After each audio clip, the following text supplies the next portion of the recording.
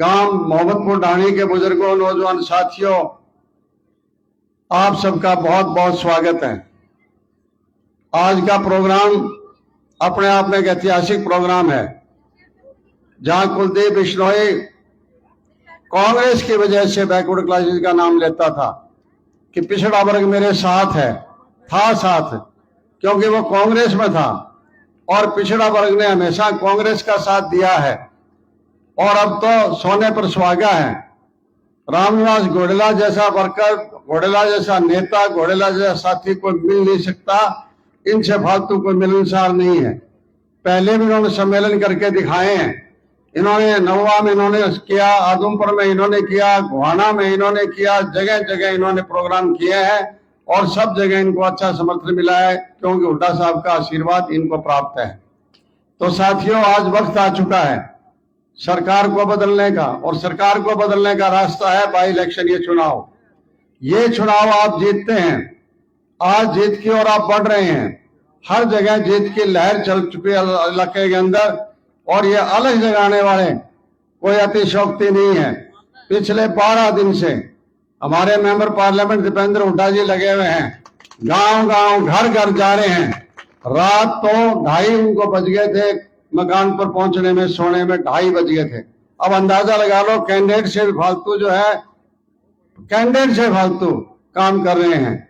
तो इससे फालतू और क्या होगा। उधर हुड्डा साहब जो आए, आज तीसरा दिन है इनका, और ज्यादा जो है उन्होंने चुनाव को उठाया था और इन्होंने चुनाव में ऐसा चाव भर दिया कि 36 के 36 बिरादरी एकजुट होती जा रही है। हर गांव के अंदर फैसले होते जा रहे हैं, एक तरफे फैसले होते जा रहे हैं। बस अब बात तो यही है कि पोलिंग की है। मैं आपसे एक ही बात कहना चाहता हूं, आपके पड़ोस में ही है, सदलपुर में 98% पोलिंग होती है। हम भी 98% पोलिंग क्यों ना करें। पूरा जोर लगा देना, पोलिंग में कोई कमी नहीं छोड़नी किसी भाई ने। दिन रात एक करके लगा देना, और एक करके लगा दोगे तो ये चुनाव अकेला चुनाव नहीं है। इस चुनाव के बाद सरकार जाएगी और चौधरी भूपेंद्र सिंह हुड्डा की सरकार आएगी, और इनकी सरकार आएगी वो हर वर्ग की सरकार होगी।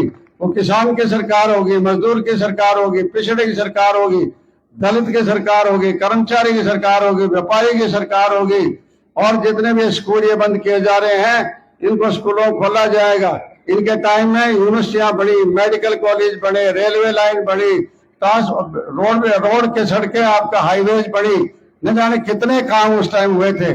इनसे फालतू कोई काम कर नहीं सकता। ग्रामीण विकास का काम जितना यहाँ इस इलाके में हुआ है वो हुड्डा साहब का किया हुआ। ये कुलदीप कहता है ना कि हुड्डा मेरे बीच में रोड़ा बनाता, रोड़ा तो था ही नहीं, बीच में रोड़ा बने कहाँ घर पे। ना तो विधानसभा बोलता था, ना तो पार्लियामेंट बोलता था, रोड़ा कहाँ बने। हुड्डा साहब ने तो लोगों के काम किए थे। जो भी जयप्रकाश ने 2009 में चुनाव लड़ने के बाद हुड्डा साहब के सामने मांगे रखी, सारी की सारी मांगे उन्होंने पूरी की थी। तो जयप्रकाश भाई काम करने वाले हैं, मेहनत करने वाले हैं, और इससे बढ़िया कोई कैंडिडेट मिल नहीं सकता। और कुलदीप से जो है, कोई जिस किस्म का आदमी है, मैं शब्द नहीं कहना चाहता, उससे माड़ा कोई आदमी मिल, जिस किस्म का आदमी है, मैं शब्द नहीं कहना चाहता, उससे माड़ा कोई आदमी मिल नहीं सकता। नहीं दौड़ाई ना तो आइंदा के लिए लोग वोट डालना बंद कर देंगे, प्रचार करना बंद कर देंगे। कोई फायदा नहीं है भाई, जीतना तो इसने है कर कोई। इसलिए वो बात तोड़नी है, टूट रही है इस बार ये बात। आप कहीं भी जाके देख लो, अपने अपने गांव में नहीं है, हर जगह वो बात टूट रही है। और सरकार जो है उसके बाद में जो कांग्रेस का उम्मीदवार जीतेगा तो हुड्डा साहब की सरकार बनेगी, और वो ही वारे न्यारे होंगे। आप सबका बहुत बहुत धन्यवाद। बहुत बहुत धन्यवाद प्रोफेसर साहब। अब हमारे बीच में अशोक अरोड़ा जी, पूर्व विधायक, आए और संबोधित।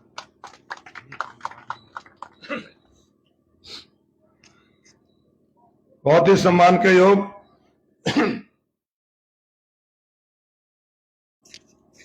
हरियाणा प्रदेश के पूर्व एवं भावी मुख्यमंत्री आदरणीय चौधरी भूपेंद्र सिंह हुड्डा जी,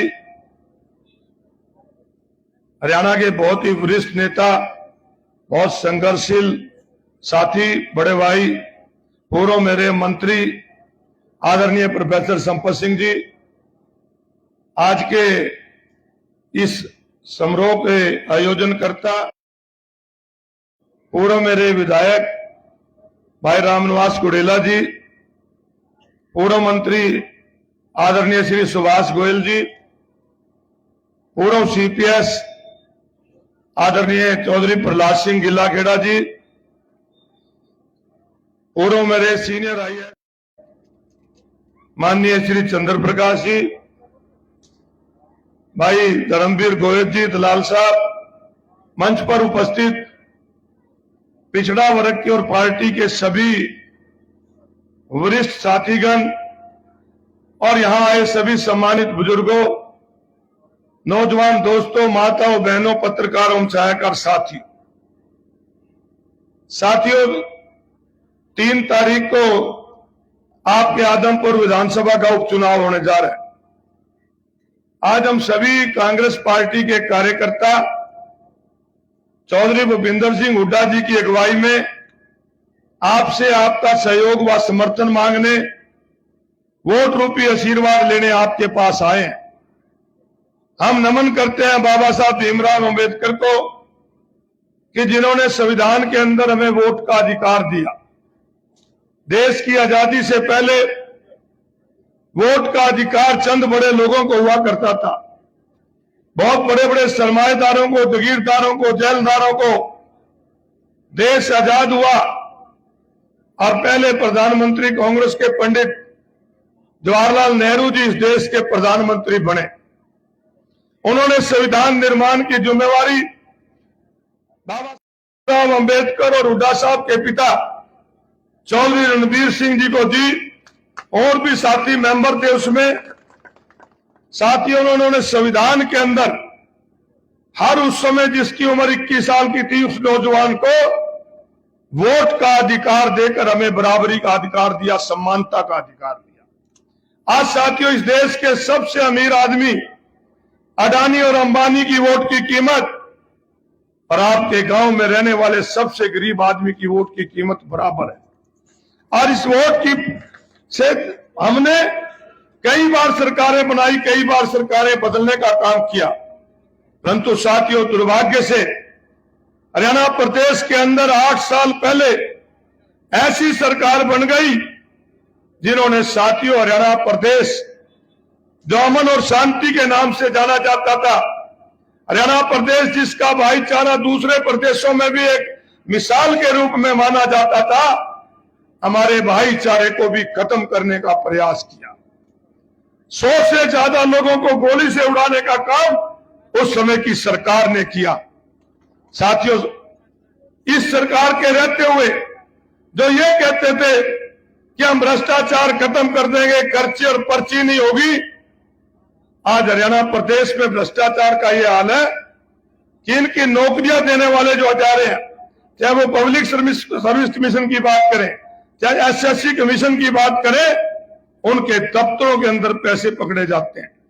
इनके एमएलए कहते हैं कि हमने नौकरियां लगवाने के पैसे दिए, हमें पैसे वसूल करके दो, इससे ज्यादा भ्रष्टाचार क्यों होगा। साथियों, हुड्डा साहब के समय जो हरियाणा प्रदेश विकास के मामले में नंबर 1 हुआ करता था, आज अपराध में नंबर 1 हो गया, आज नशे में नंबर 1 हो गया, आज बेरोजगारी में नंबर 1 हरियाणा प्रदेश हो गया। साथियों, आज हरियाणा प्रदेश के अंदर ऐसे हालात पैदा इन लोगों ने कर दिए कि आज एमएलए तक की फिरौतियां मांगनी शुरू हो गई।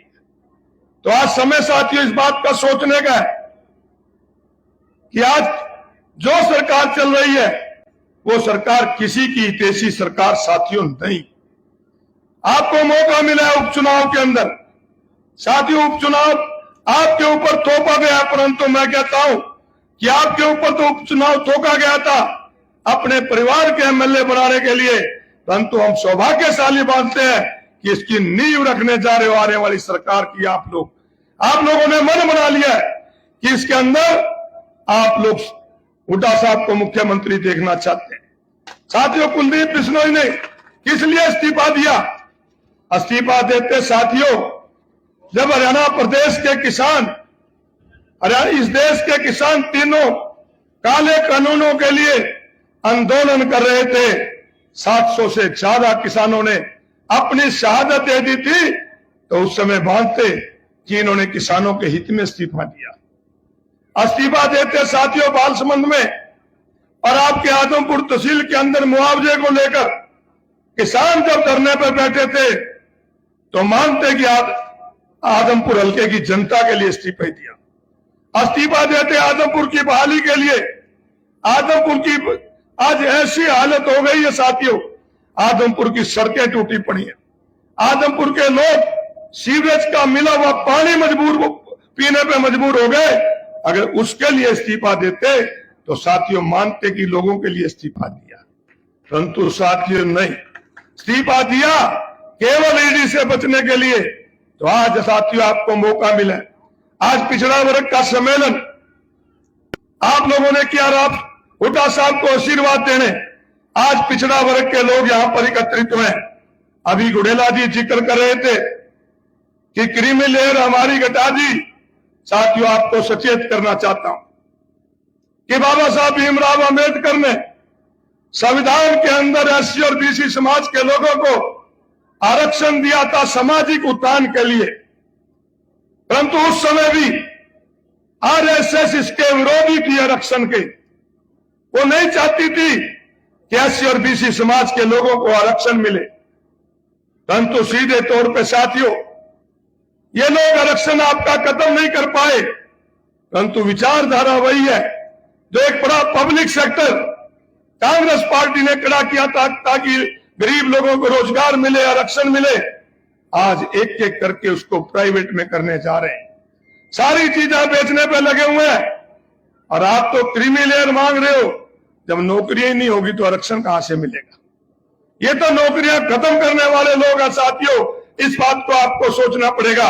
और एक तरफ चौधरी भूपिंदर सिंह हुड्डा आपके सामने, आपको कहना चाहूंगा साथियों इस बात को नोट कर लेना कि आज आगे क्या करेंगे वो तो बताएंगे, पीछे क्या किया उसके बारे में आपको बताना चाहूंगा।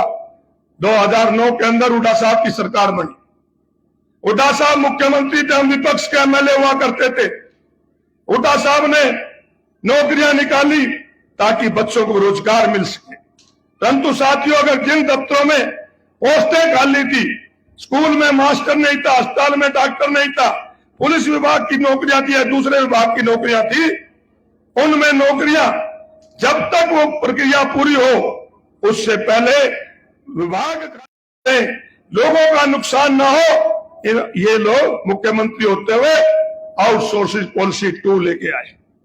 साथियों आउटसोर्सिंग पॉलिसी जब 2 विधानसभा में लाई तो हमने हुड्डा साहब से कहा कि हुड्डा साहब आप आउटसोर्सिंग पॉलिसी 2 लाए हो, इसमें जो संविधान में बाबा साहब ने एससी बीसी भाइयों को आरक्षण दिया है उसमें इसमें नहीं है, आप आउटसोर्सिंग में आरक्षण दो।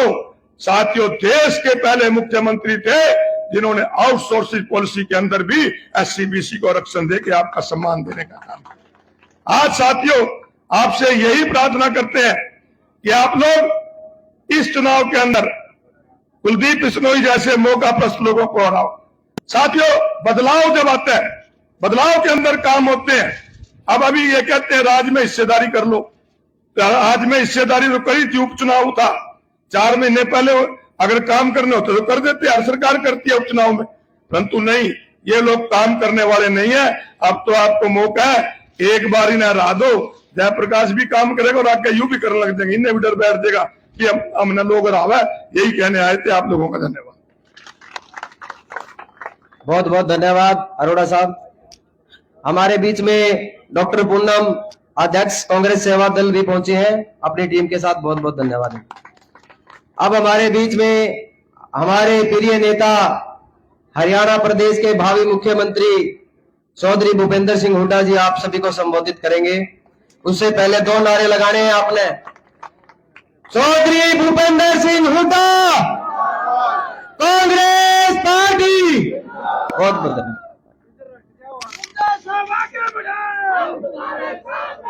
साथियों ये लोग कई बार ऐसा कर देते हैं कि मशीन लेके जाते हैं कि इस पे वोट डालेगा, कोई भी किसी को वोट मत डालने देना। अगर किसी को कोई वोट डालने में असमर्थ है तो पोलिंग एजेंट जो होते हैं उनके सामने वोट डालने देना, इनको अपने आप किसी को वोट मत डालने।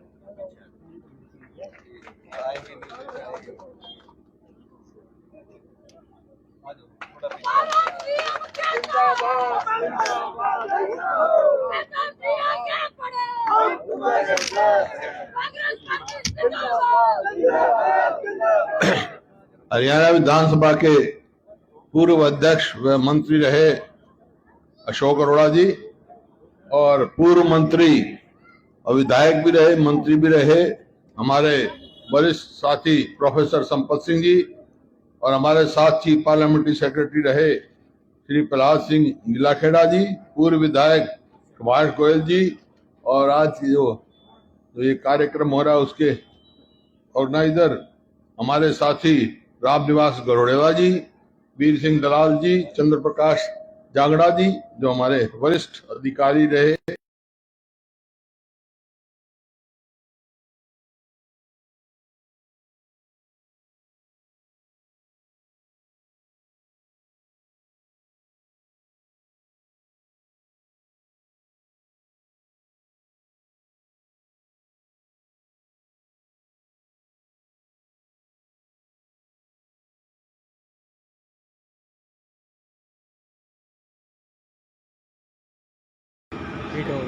धर्मवीर देखिए, आज तो आप बहुत सारे भाई तो बैकवर्ड क्लासेस से हमारे हर वर्ग से हैं, किसान भाई भी हैं यहाँ और मजदूर भाई भी हैं, दलित भाई भी हैं। हमारा समाज एक है टेम्परेचर और हम सब कमेरा वर्ग है, जिसको कहते हैं कमेरा वर्ग। जो किसान है, मजदूर है, बैकवर्ड क्लास से है, चाहे दलित उससे है, कमेरा वर्ग के हम सब हैं, इकट्ठे हुए हैं। बातें सारी सुन ली। आज हम आपसे आए हैं निवेदन करने के लिए, जो 3 तारीख को चुनाव होगा उसमें 36 बिरादरी एक होकर सब मिलके सारे वर्ग मिलकर एक होकर ज़्यादा से ज़्यादा वोटों से कांग्रेस पार्टी के उम्मीदवार जयप्रकाश को जिताना। और वो दूसरे भी आएंगे, उधर की बात है, चुनाव है, दूसरी पार्टी के भी आएंगे, भारतीय जनता पार्टी के भी आएंगे और खड़े 2 पार्टियों से वो भी आएंगे। एक तो मेरा आपसे कहना है कि वोट काटुओं से बचियो। जो बीच में कोई दूसरी लेगा उसका कोई वो नहीं, सिर्फ बात फैसला आपने करना है। मैं 5-7 सवाल रखूंगा, फैसला आपने करना है कि इस बीजेपी सरकार को बाहर करना है कि नहीं करना है, ये फैसला करना है। साउंड चेक करो जी, साउंड चेक। क्यों? क्योंकि इस भारतीय जनता पार्टी की सरकार को हरियाणा में 8 साल हो गए। मेरा सबसे सवाल है, मैं पहले तो किसान भाई बता दूं कि बहुत सारे किसान भाई, किसान के हित की एक भी फैसला लिया इस पार्टी ने? एक भी लिया? अरे हमारे समय में ना खाद पे टैक्स था, ना कीटनाशक दवाई पे था, ना ट्रैक्टर पे था, डीजल सबसे सस्ता था, लागत के मुकाबले में आमदनी थी, एमएसपी मिलती थी। और जो एमएसपी कभी नहीं मिलती, हम सोचते थे कि एमएसपी कम है लागत से, तो बोनस हरियाणा सरकार अपनी तरफ से देती थी। इनने 8 साल में 1 पैसा किसी को बोनस दिया तो बताओ? एमएसपी भी नहीं। बाजरा जिसकी एमएसपी 2350 रुपये है, खरीद बंद कर दें तो 1700-1800 बिकता है। किसान कहाँ से जाएगा? ये तो किसान का हाल कर रखा है आपने। अब भाई बैकवर्ड क्लासेस के मेरे भाई हैं, शेड्यूल कास्ट के मेरे भाई हैं, दलित भाई हैं। हमने हमारी सरकार बनते ही फैसला किया था, पहली जमात से शेड्यूल कास्ट और बैकवर्ड क्लास ए के बच्चों को वजीफा देना शुरू करा। पहली जमात 100 रुपये से दी। इनने वो भी बंद कर दिया क्योंकि अपना हिस्सा ही लिया केंद्र सरकार ने, केंद्र सरकार ने बंद कर दिया। हमने 3,82,000 100 गज के प्लॉट दिए बैकवर्ड क्लास के भाइयों को और शेड्यूल कास्ट के भाइयों को। 3,82,000। इनने एक प्लॉट दिया हो तो बता दो।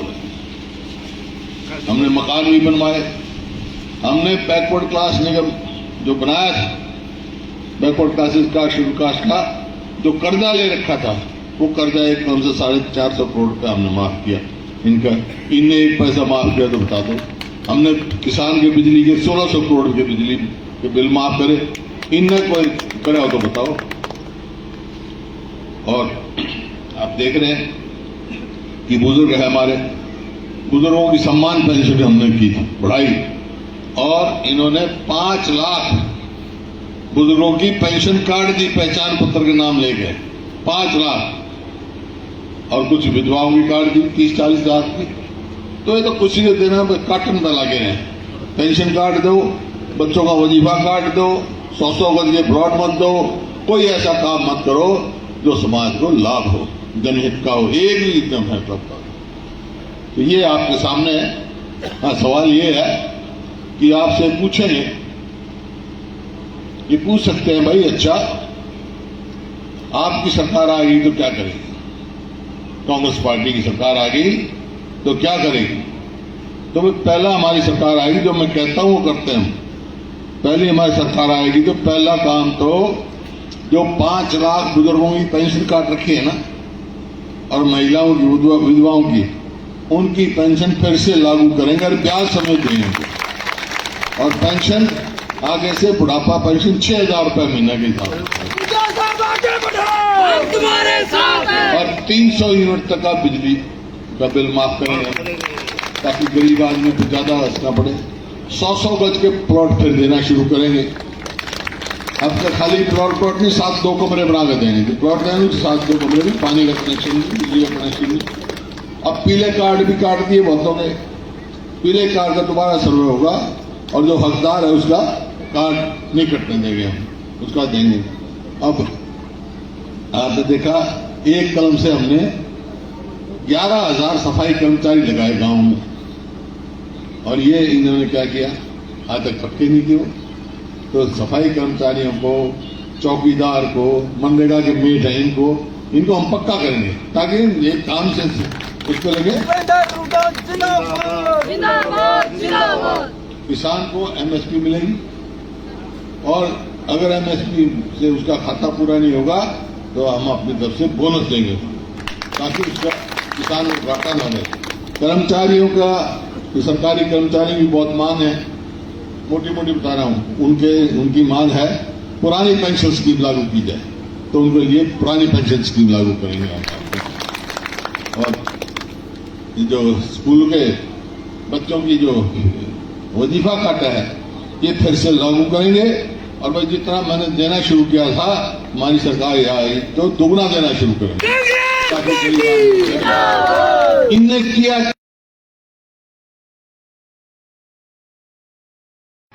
हमने जो क्लास 1 और क्लास 2 में 10 से 15% किया, और 10% उसमें बैकवर्ड क्लास बी के लिए किया। जब तो इतनी नौकरी नहीं आपको। चंद्र प्रकाश जी ने बताया होगा या बता देंगे, इनसे पूछो कितना लाभ हुआ। हमने कर्जा माफ किया बैकवर्ड क्लासेस निगम का, हमने उसको बनाया, बैकवर्ड क्लासेस का निगम बनाया। तो इस प्रकार से बहुत सारे काम हमने बैकवर्ड क्लासेस बच्चों को क्या, माटी कला बोर्ड बनाया, और कैश कला बोर्ड बनाया। तो कई बोर्ड भी बनाया ताकि हर वर्ग को उसको महसूस हो और अपनी बात कह सके और आगे बढ़ सके, सब मिलजुल के बढ़ना है। इन एक कोई करा हो तो बता दो, कोई एक काम दलित के लिए, बैकवर्ड के लिए, किसान के लिए कोई एक काम करा हो तो बता दो। एक सिर्फ हरियाणा पे कर्जा बढ़ाया है, 1 यूनिट बिजली पैदा करी नहीं।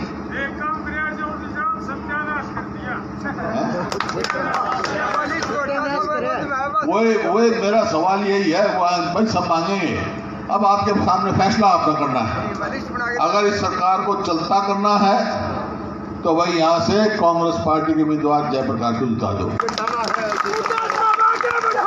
एक बात मैं कहता हूँ आपको, भाई नुमाइंदा देख लो, नुमाइंदा कौन सा चाहिए आपको, जो बोलने वाला हो। जयप्रकाश हमारे साथ एमपी भी रहा, एमएलए भी रहा। जब वो पार्लियामेंट में बोलता था सारे पार्लियामेंट सूखती थी, आवाज का असर पड़ता था। इस तरह विधानसभा में। और भाई ये दूसरा जो है, ये तो एमपी भी रह लिया, एमएलए भी रह लिया, रिकॉर्ड उठवा लो, लिखवा लो, तो एक लफ्ज बोले हो कभी मतलब भाई। फिर आपकी कौन आवाज उठाएगा भाई, कौन हक की लड़ाई लड़ेगा? तो इस वास्ते मैं तो एक ही बात कह रहा हूँ, सरकार से छुट्टी करनी है तो यहाँ से आदमपुर से शुरुआत कर दो, इतिहास में नाम लिखा जाएगा आपका। और भाई जयप्रकाश को यहाँ से जिता कर भेज दो। बहुत उसकी आवाज में ताकत है भाई, उसको यहाँ से जिता कर भेज दोगे तो एक बात कह रहा हूँ, इस सरकार की चूल में हिला दूंगा। इन्हीं शब्दों के साथ भाई दोस्त को मेरी बात मंजूर, हाथ खड़े करके बता दो भाई। बहुत बहुत धन्यवाद। जय हिंद।